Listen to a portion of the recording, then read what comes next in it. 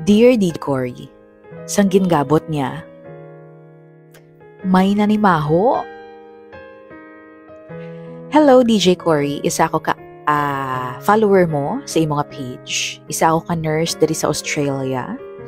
Nag-migrate ang parents ko dari sang 15 pa lang ako, so nakapasar ako sa board exam. Wala na nangin mabudlay para sa akon ang mag-migrate kag mag-work dari. Anyway, itago lang ako sa ngalan nga Catherine.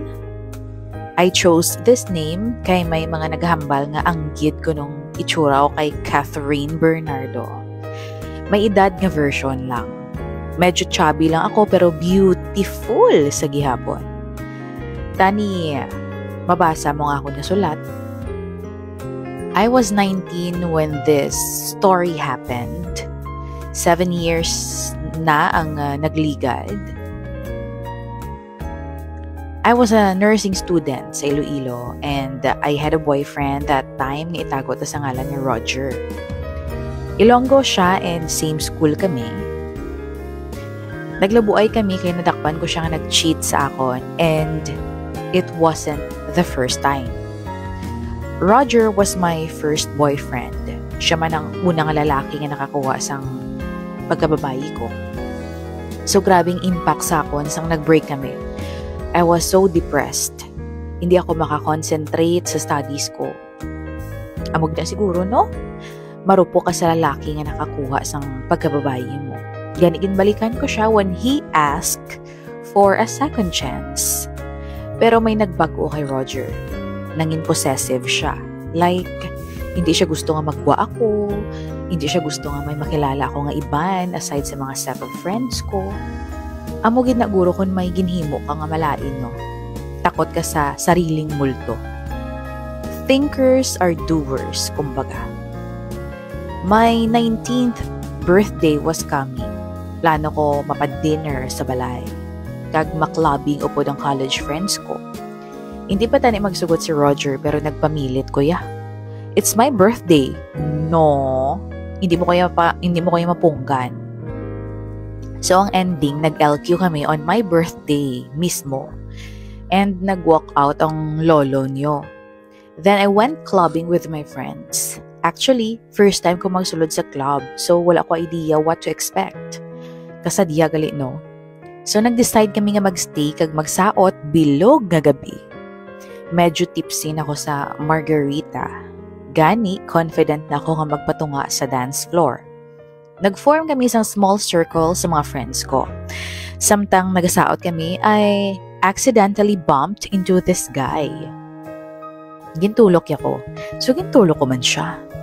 Dahil gintulok niya ang baso nga ginakaptan niya, ay siguro ginlantaw niya kung naula ang rum, beer, or hindi ko sure kung ano to. Story, habal ko sa iya with matching peace sign. Wala ko siya dayon gin-mind until nagsulod siya sa amon small circle. Kag nagatubang siya sa akon. He started dancing with me. Shucks, kanami siya mag-dance. Kinakulit niya gita ko nga magsaot upod sa iya. Plus, gina-cheer pa kita ko sa mga friends ko. So, I started dancing with him. Medyo awkward lang ang feeling kay first time ko magsaot sa club with a guy. Sa true lang, I like him. He's tall, mistizo, and fit. Itago to siya sa ngalan ng Richard. Richard, kay itsura niya si Richard Gutierrez. Especially kung mag-smile siya kag nagagwa ang dimples niya. Ay, nako.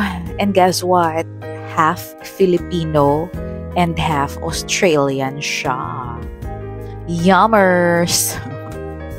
Nagbakasyon lang siya sa Pilipinas upod ang parents niya pero kabalo siya mag-Ilonggo kaya nag-Ilonggo kuno sila sa balay nila. What are the chances? Sa Australia man bala ang parents ko? Hambal ko siya. So tungod may something in common kami, nangin vibes kami dayon. He had a lot to talk about, like my plan to migrate to Australia.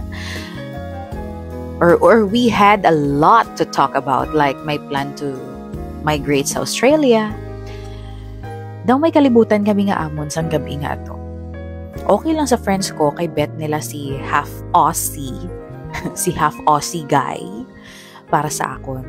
Sa tuod lang hindi sila boto sa boyfriend ko because they knew about his cheating, kag hate nila ang iyang guts. Gulpi ko na dumduman nga may boyfriend gali ako.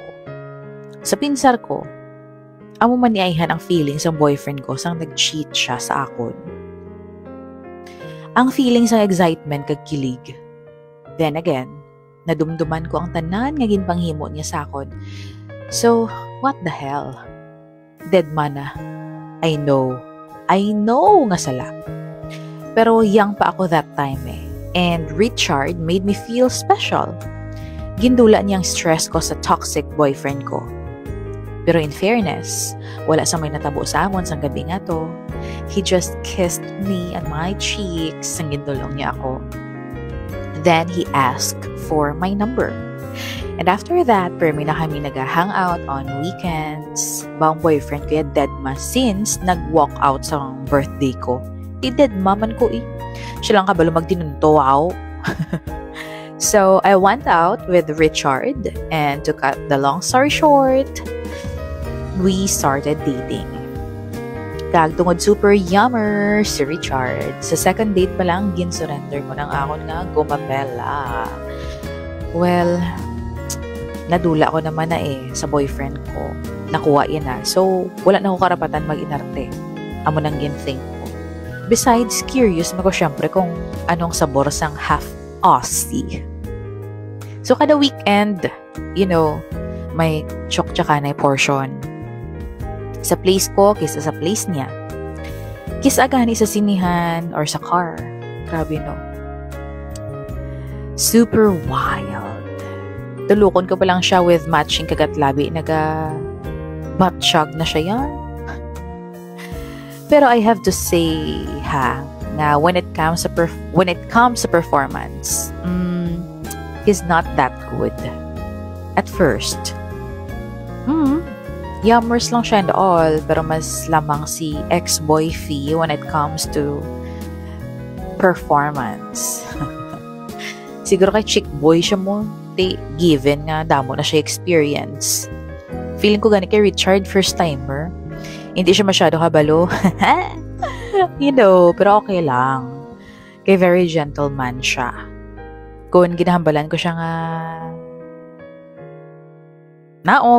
naog siya. Ay, masunurin.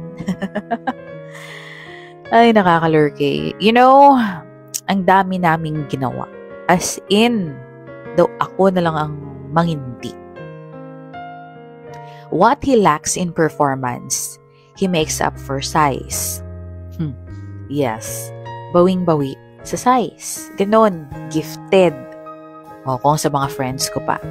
Ang problema lang, DJ Cory, may konting amoy. May amoy ang cream horn ni Richard. Kay wala pa siya na circle. Wala siya na circle. So sad, no? Gwapo pero shot young. Ay, nako, amo ginagurong norm sa mga puti. I don't know nga, wala siya ginpa-circle ni mama niya kay Pinay man. Ang papa niya lang ang Aussie. Pero carry lang. Ang diskarte ko na lang bago mag-fireworks. Ginapaugasan ng bonggang-bongga na lang bigyan. So, yun. Ari pa kay DJ Cory. Ang muning mahambal ko nga unforgettable experience ko with Richard. One time, naistoryahan namon ang backyard sex. Ang pasulod ang saging bala sa backyard. So, ganon. Wow, halit ginabing mga gay friends ko mo. Sila gini nagsot-sot sa akon. Hambal nila. Try ko kuno bisan one time lang. Kay syumet ko kahit masyakit. So, na-curious man po. Kay adventurous man daan ng Amega gani a week before magbalik si Richard sa Australia. Nagplano kami nga mag-chukchakanay portion. And we want to do something that we will never forget for the rest of our lives. So, nag-agree kami nga itry ang backdoor sex. Siyempre, V na V ang backyard ko. Wala pa ni masudlan, bisan tudlo. So, nagpreparara sang bongga ang inyo nga mega. Ginpati kong advice sa mga bading ko nga mga friends. Nag-jebs na ko daan an hour before. Kag ginsilhigan ko ng bonggang backyard ko. Tininluan ko gidya. So the night has come. Natabo ang krimen sa kwarto ni Richard. Syempre, warm up anay according sa mga bestie ko nga mga agi. Dapat may proper warm up. Mga foreplay, ganun. Meaning dapat G na G kagid, no? Kung mag-backyard ka mo. Para hindi masyado masakit. So, ginimo ko, nag-perform ko anay para maganahan man si Richard. Tapos, ginhotikan ko na siya nga, go na ba, babe? Uy, kakalurke. Pero in fairness, nag-level up si Richard. Kabalo na siya kung anong mga dapat iguon na kung saan dapat mag-dusting, maghinay, mga muna pala. And after 20 minutes, ginhotikan niya ako in his deep, natural voice. Are you ready, babe? Wow! Nag-smile ako kag nagtango ang ulo ko. Tapos magtalikod na ang beshi niyo. Ay, nako. Samtang nag-plaster na ako, ginalantaw ko sa espiho si Richard. Dayon, ginmasahin niya pang backyard ko. Ginpaginhawa niya ako sa madalom. Samtang, ginataya niyang armas. Ay, naku, wala pa gani makatungang nagsulod. Nako, nag-shock na ako. Grabe na ako nga singgit. Ako naman niya, nagasigi man ginhawa ko sang madasig. Kag nagahuyop-huyop sang hangin. Samtang ginatry ni Richard nga magsulod sa basket ang saging. Tapos, nabatsyagan ko siya liwat nga nag-push sang mahina. Ay, sakit-sakit. You know, the feeling bala nga daw ma-jebs ka. Kag ang jebs mo, daw mega size. Hindi ko ma-explain. Dagin sulok-sulok ako. Ay, nako. Sang daw na sense ni Richard nga hindi ko nagidya kaya, ginamat-amat niya gabot ang saging. And what the F? Nakapamuyayaw ako sa pinsar ko, okay? What is the meaning of this? Sa gingabot niya, nanimaho. Nanimaho sang jebs ang kwarto niya. Ay, nakakaloka. Wala sang jebs nga nagwa, pero amoy siya. Ganyan. Amoy jebs. I'm sure na panimahuan man dun ni Richard, pero nagpawala lang siya. Naghugas kami pareho sa banyo, kagin padayon na lang namon ang tsuktsakanay portion nga sa front yard na yan. After sadto, may natabo liwat sa amon a night before he left for Australia. Pero wala na ko yung nagpasulod yan sa backyard yan, hindi nagid ko yan. No. Fast forward, wala kami nagdayon ni Richard. Pinagtagpo, pero hindi tinadhana, kumbaga. But, we're friends.